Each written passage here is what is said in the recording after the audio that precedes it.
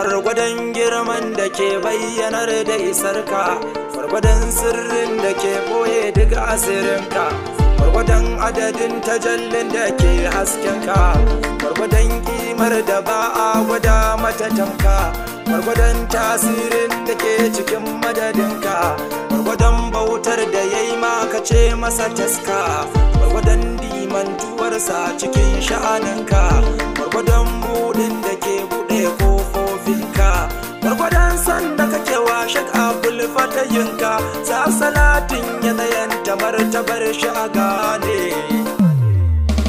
Kwarai Ahmadu ɗaya ne, wata nasabar mai asali jinin manzo ne. Kwarai Ahmadu ɗaya ne, wata nasabar mai asali jinin manzo ne. Kwarai Ahmadu ɗaya ne, wata nasabar mai asali jinin manzo ne.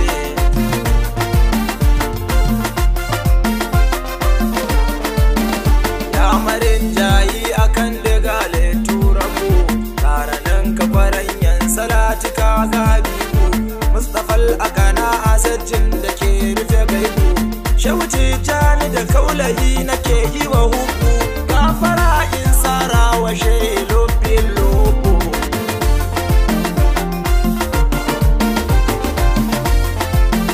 Dandazan taron masoyan abul fituwati, da ɗan afuwa a jinkiri na gumbaiti, gatanan ta zo kunnuwanku za su yi santi, ga bayanai a cikin ta gashi ta sha sauti. Kwarai Ahmadu ɗaya ne ta shige ta ɗau saiti.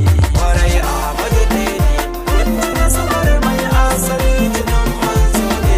Salsala ce da take da dukkanin inganci, salsala ce da ta tara dukkanin fifici, salsala ce da ta kauda duka shaukun zuci, salsala ce da ta ɗaura mai nufin zalunci, salsala ce da mazan cikinta ba masiyaci, salsala ce da cikinta babu mai shashanci, salsala ce samunta ya wanzar da zumunci, salsala ce girmanta ya buwayi kusanci, salsalar da dukan zamani take limanci, salsalar gundarin tsarki ne da karamci, salsalar manya ta yi ta yaɗo da ziyara, salsala ce nasabar fito tsantsar nasara, salsala ce daga jinta dole sai ka tsara, kai salsala ce ko tawassuli kai kai nasara, salsala ce a cikin sani kwarai sun shara, salsala ce da abin yi lahu ba ta da tsara, salsala ce da titin tsirar da masu gadara, salsala ce da iyakacin ka ba ta da gyara, salsala ce da sinadarin ta babu larura, kai ina nasabar da ta kai ya 'ya'yan zara, babu ta amsa min gaban ku babu ya nura.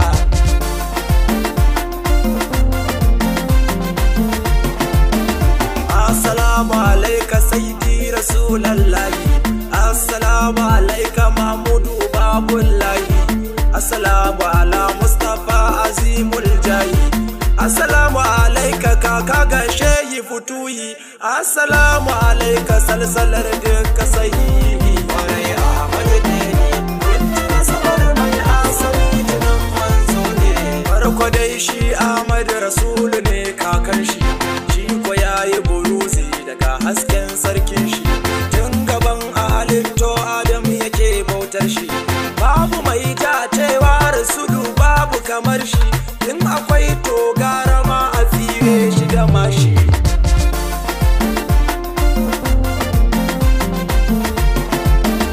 An yi duk halittu ne daga hasken manzanmu, kana ya zo ta jiki ta zuriyar Adamu, duka kakannin shi sun zamanto masu, annabawa ne da mursalai sai fa imamu, kaji ɗan gatan rabu munzali gatanmu.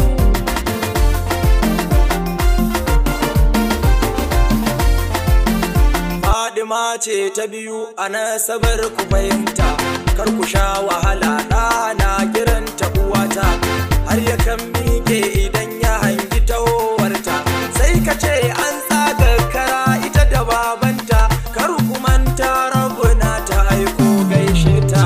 Kwarai Ahmadu ɗaya ne, wata nasabar mai asali jinin manzo ne. Sai Ali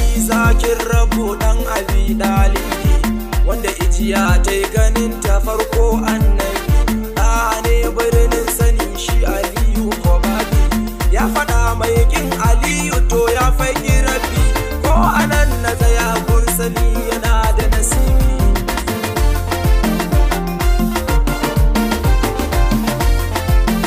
Kai Aliyu farabu ne ma ya fara yawan shi, har yawan aya 800 ne na yawan shi. Mustapha ya ce shi daga ni ma daga shi, banda shi waye ake ibada da ganin shi, je ka dubo littattafai ka gane isar shi.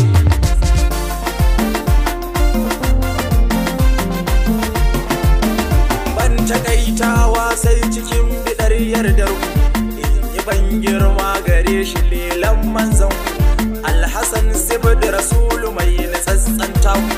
Babu wanda rasulu ke so irin shi rafiku, in ka gan shi fa sai ka ce ga rasulu saduku.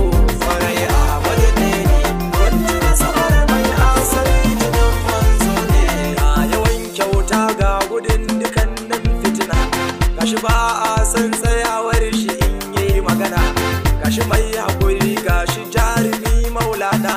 Rayuwar shi yayi a Kufa sai ya dau Madina, ya haifi Hassan na biyu kira shi musanna.